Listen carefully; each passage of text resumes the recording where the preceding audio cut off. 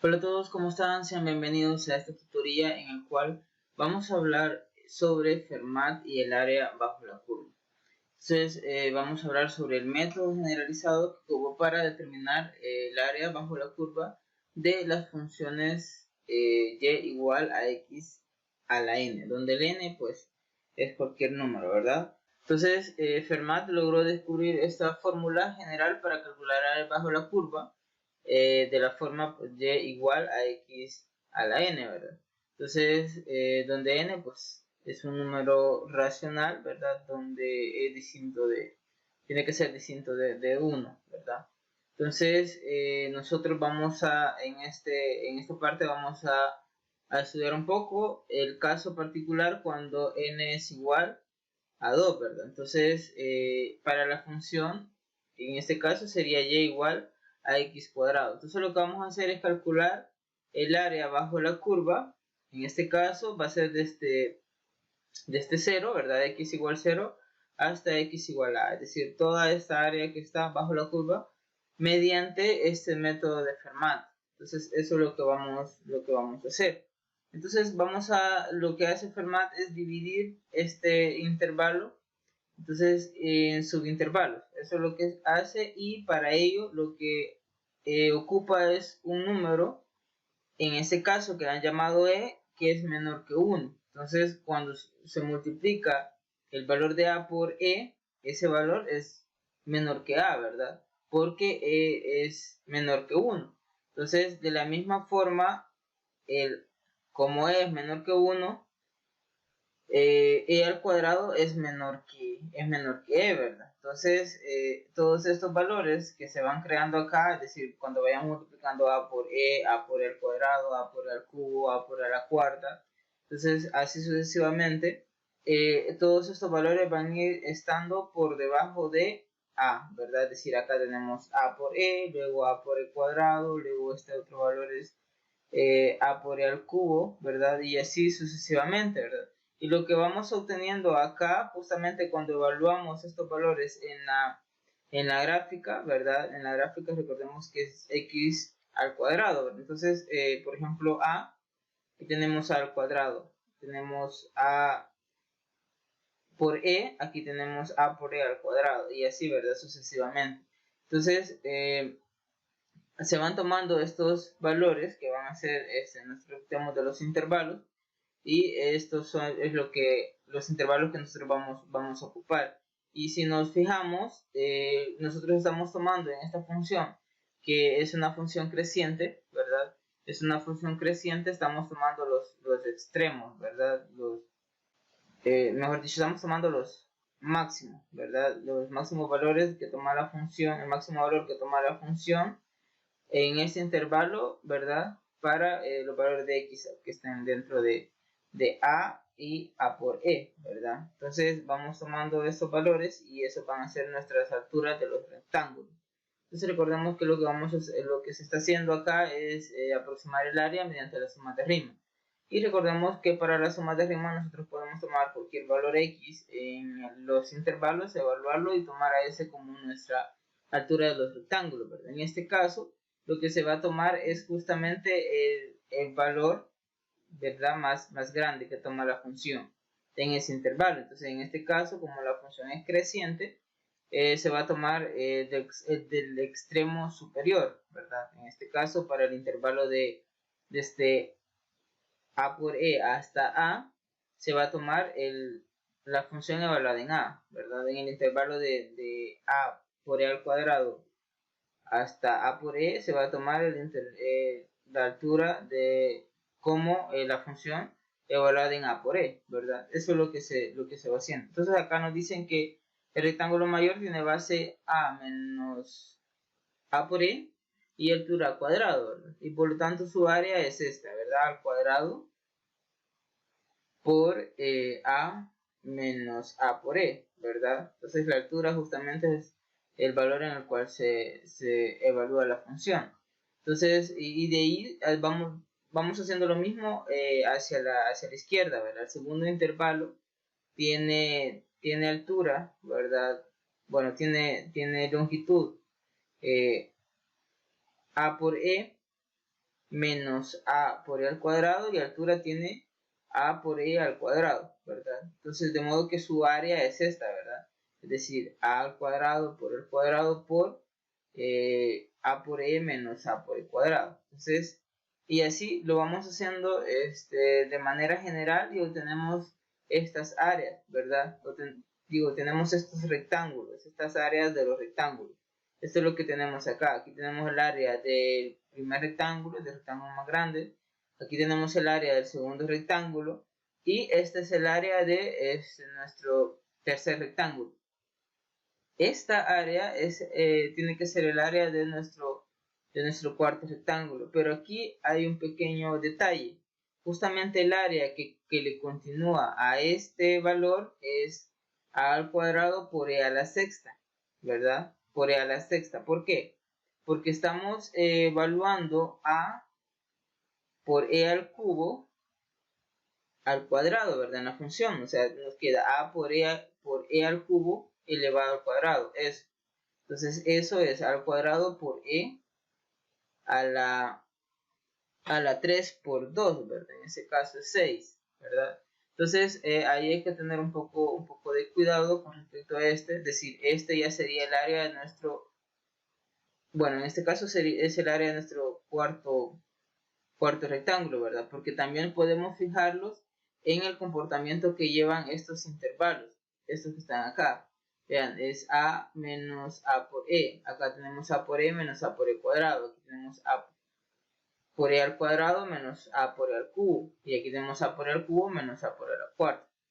Y vean el comportamiento que lleva el e. Acá tenemos e cuadrado. Bueno, el a al cuadrado se repite en todo, ¿verdad?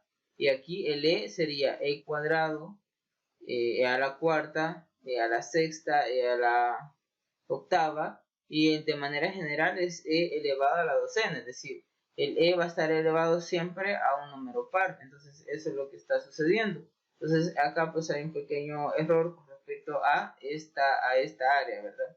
Entonces vamos a, bueno, de aquí pues lo que se hace es sumar todas estas áreas de los rectángulos, y esta suma que está acá, es decir, al sumar todas estas áreas, el resultado es esto. Entonces lo que vamos a hacer nosotros es desglosar esta parte, es decir, ¿por qué la suma de estos infinitos rectángulos es justamente esto, ¿verdad?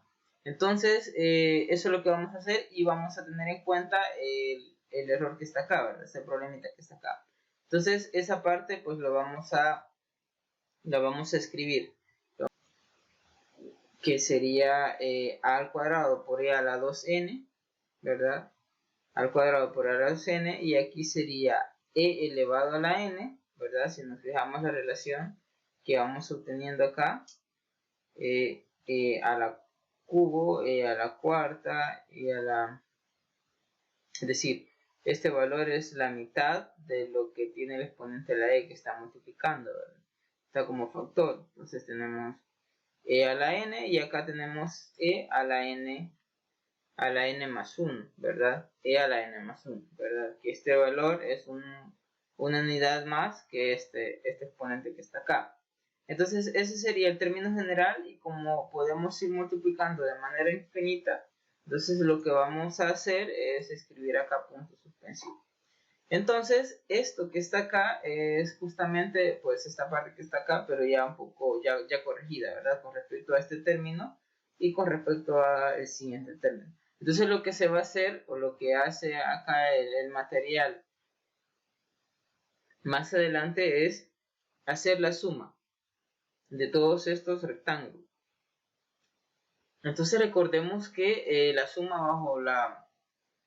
bajo la curva la podemos aproximar mediante la suma de Riemann, y eso es lo que estamos haciendo. Luego vamos a darnos cuenta de que en el caso de que cuando e tienda a 1, ¿verdad? El valor de e se aproxime a 1, lo que estamos obteniendo es justamente acá, si nos fijamos en la gráfica, cuando el e se aproxima a 1, este valor, digamos a por e, se va a aproximar a a, ¿verdad? Entonces, como se va a aproximar a A, estos rectángulos van a ser cada vez más pequeños, y por lo tanto la proximidad del área bajo la curva con respecto a esta suma de Riemann que se está tomando en particular, va a ser, se va a acercar a la suma real, ¿verdad? A la suma real. Y lo vamos a dar cuenta después de que nos va a quedar una fórmula que solamente tiene que ver con el valor que se ha tomado del extremo, ¿verdad? Es decir, desde 0 hasta ese valor A, solamente tienen que ver estos dos valores y para determinar el área bajo la curva. Entonces lo que vamos a hacer en esta parte es eso. Vamos a hacer la suma de todos estos valores, ¿verdad? Vamos a ponerle acá, si gustamos, le podemos poner valor de S, ¿verdad?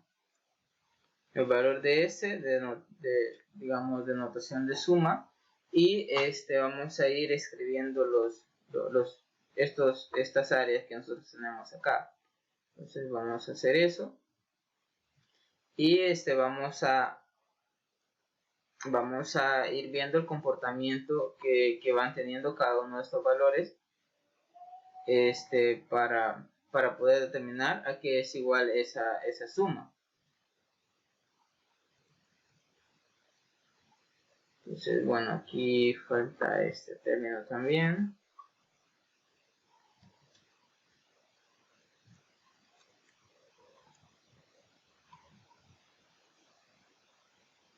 Vamos con este otro, ¿verdad?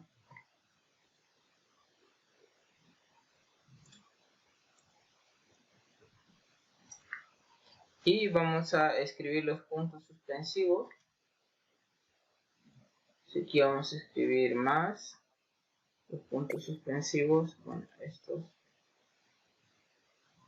puntos suspensivos los vamos a sacar de acá.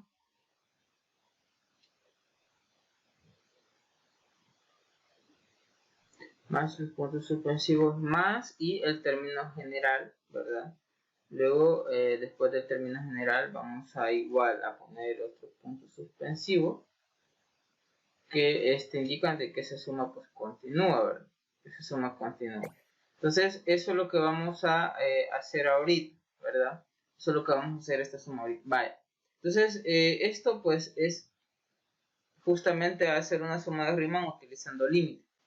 Acá podemos darnos cuenta que en cada término está como factor a al cuadrado. Entonces lo primero que vamos a hacer es sacar de factor común a al cuadrado, ¿verdad? Eso es lo primero que vamos a hacer en esta suma. Entonces quiere decir de que S, como hemos llamado nuestra suma, va a ser igual a al cuadrado, ¿verdad? A al cuadrado, y eso va a estar multiplicando a todos los términos de la suma, ¿verdad? Entonces, voy a escribir exactamente lo mismo, pero en este caso vamos a solo sacar de factor común el al cuadrado, es decir, acá voy a tener solo esto. Entonces ya he sacado de factor común el al cuadrado de toda la suma, y vamos a, en cada uno de estos paréntesis, podemos sacar también factor común e elevado a su menor exponente, ¿verdad? Por ejemplo, acá puedo sacar de factor común e. Entonces, ¿qué es lo que me va a quedar acá? Vale, vamos a ir haciendo eso también paso a paso, ¿verdad? Vamos a ir haciendo esa parte también, porque se nos va a ir simplificando todo lo que vamos trabajando, ¿verdad? Bueno, esto acá sería S, ¿verdad? Luego dije, podemos sacar de factor común a E de acá, de este segundo término. Si yo saco de factor común a E, lo que me va a quedar acá es, bueno, voy a escribir siempre E acá. No voy a hacer la suma todavía de los exponentes, ¿verdad? Luego voy a escribir acá, pues lo saqué de factor común E, acá solo me queda E, ¿verdad? Vamos a ver, acá solo me queda E. Y acá pues voy a sacar de factor común E elevado al cuadrado, ¿verdad? Entonces acá me va a quedar e elevado al cuadrado, ¿verdad? E elevado al cuadrado, y acá pues solamente queda a, y acá queda e, acá solamente queda e, ¿verdad? Acá solamente queda e. Y así voy a hacer en todos los términos. Acá voy a sacar de factor común e elevado al cubo, ¿verdad? E elevado al cubo. Entonces, ¿qué sobrevive acá? Bueno, acá siempre me va a quedar solo a, y acá, como tengo e a la cuarta y he sacado de factor común a e elevado al cubo, entonces acá solo me queda e. Entonces quiere decir que en todos los términos voy a ir sacando siempre el valor de e elevado en su menor exponente. En este caso, en este término, en este paréntesis, yo tengo e elevado a la cuarta, y entonces me va a quedar solamente estos valores, ¿verdad? Es decir, a menos a por e. Entonces, esto se va a repetir en todos los términos, ¿verdad? Como se va a repetir en todos los términos, esto es e elevado a la n, ¿verdad? El enésimo término. Y acá pues lo mismo, ¿verdad? Me va a quedar exactamente lo mismo. Entonces, obtengo esto.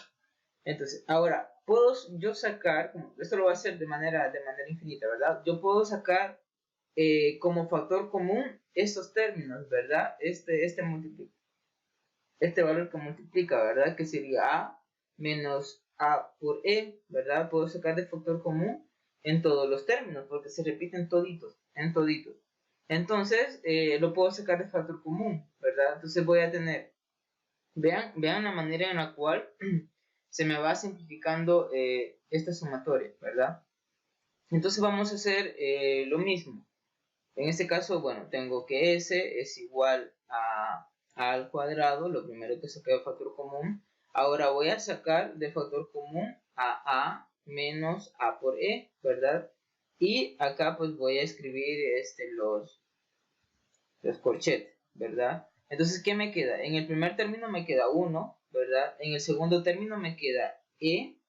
Bueno, si quieren, podemos ya ir multiplicando los e, los exponentes de estas multiplicaciones. Entonces, yo acá tengo e al cuadrado por e. Entonces, lo que me queda es e al cubo, ¿verdad? Entonces, eso sería e elevado al cubo. Y luego acá en el tercer término tengo e elevado a la sexta, ¿verdad? Entonces sería más e elevado a la sexta. Y luego en el otro término tengo acá e a la sexta por e al cubo. Entonces tengo e elevado a la novena, ¿verdad? Y luego en el cuarto término, quinto término, quinto término. En el quinto término yo tengo e elevado a la doceava, ¿verdad? Entonces, e elevado a la 12. Y así sucesivamente, ¿verdad? Entonces vamos a escribir los puntos suspensivos, que eso indican de que así vamos a continuar siempre. Y vamos a escribir el signo más de la misma forma. Acá en el enésimo término me queda e elevado a la 2n más n, o 3n. Entonces 3 elevado a la 3n, ¿verdad? Entonces, y vamos a escribir siempre los puntos suspensivos que se indican que llegamos hasta el infinito. Entonces, yo tengo esta parte que está acá, ya tengo la suma bastante simplificada. Entonces, lo que quiero es ver a qué es igual esa suma. Podemos, vamos a ver. Vamos a desglosar esa suma, es decir, no vamos a dejar pasos en el aire, vamos a ver a qué es igual. Voy a saltarme a la siguiente página porque luego voy a regresar a esta suma. Entonces lo que yo voy a ver ahorita es a qué es igual esta suma que está dentro de los corchetes. Eso es lo que voy a ver, a qué es igual. Entonces si vengo y le llamo a esta suma, por ejemplo, vamos a ver, le voy a llamar esa suma S asterisco. A esa suma le voy a llamar S asterisco, que es la suma que está acá en los corchetes. Entonces yo le voy a llamar esa suma S asterisco, y lo que voy a hacer es ver a qué es igual esa suma S asterisco. Entonces vean que yo a esta suma yo la puedo multiplicar por E al cubo, ¿verdad? A esta suma yo la puedo multiplicar por E al cubo. Entonces, bueno, voy a copiar esta parte.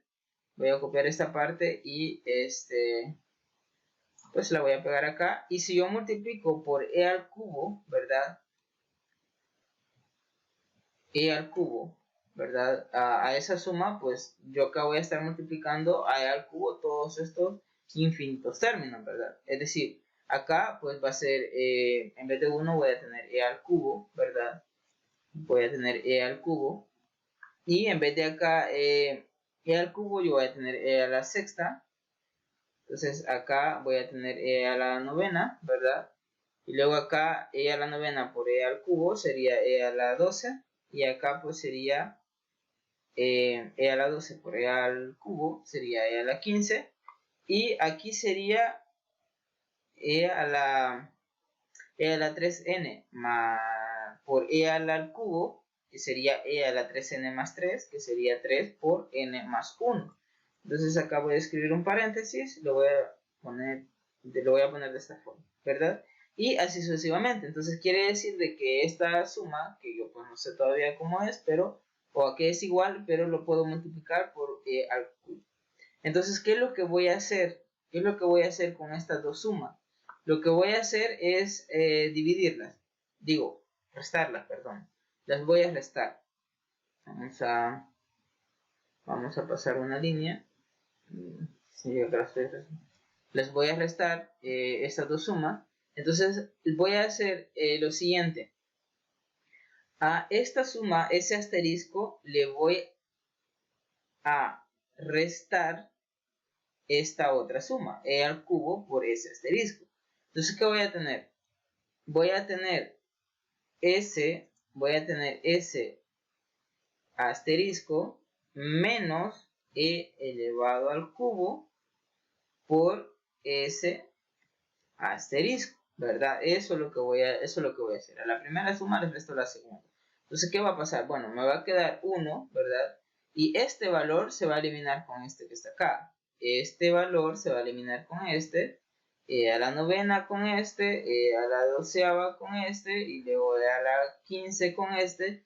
Luego este con el siguiente. Y el siguiente con este, con el término general, ¿verdad? Y así sucesivamente, como la suma es infinita, acá solamente voy a tener uno, ¿verdad? Es decir, se me van a eliminar todos. Entonces acá solamente voy a tener uno. Entonces, si fuera una suma, digamos, hasta un valor n, un valor m, un valor cualquiera, entonces sí me sobreviviría este segundo es el último término de la segunda fila. Ese me quedaría acá. Entonces, pero en este caso, como estamos hablando de que es una suma infinita, pues solamente me queda igualado a 1, ¿verdad? Entonces, luego esta parte, yo puedo sacar de factor común, a ese asterisco, ¿verdad? Es decir, yo voy a tener 1 menos, voy a tener a 1 menos e elevado al cubo, ¿verdad? Y acá voy a tener a ese asterisco, ¿verdad? Y eso igualado a 1. ¿Qué quiere decir? Bueno, ¿qué quiere decir? De que ese asterisco, ¿verdad? Ese asterisco, vamos a ver. Ese asterisco es igual a 1, ¿verdad? Entre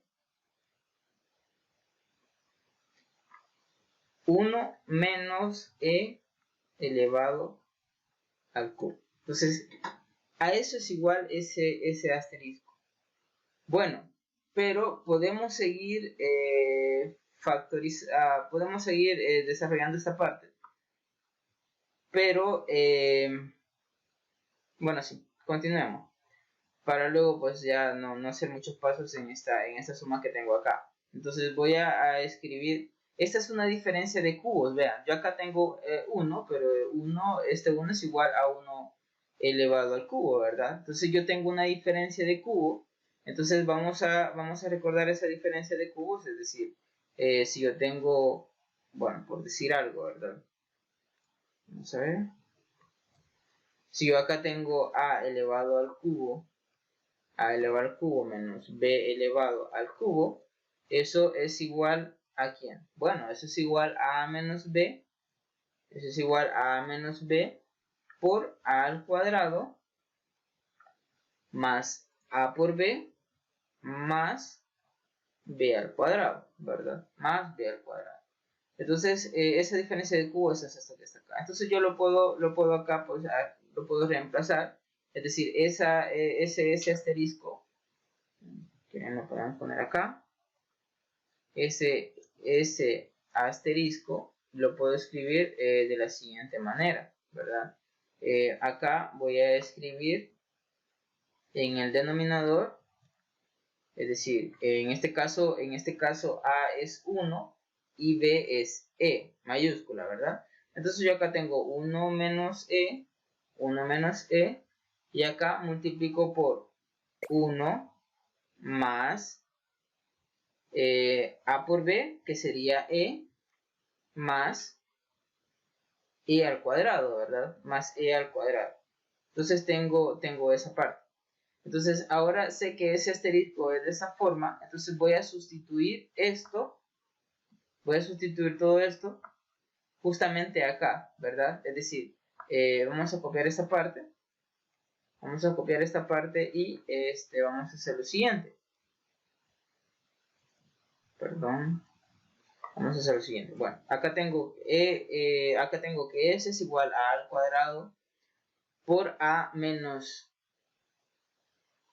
A por E, ¿verdad? Entonces, acá, bueno, si gustan podemos ya de una vez sacar factor común, ¿verdad? Porque A menos A por E podemos sacar factor común A. Entonces, ¿qué me queda acá?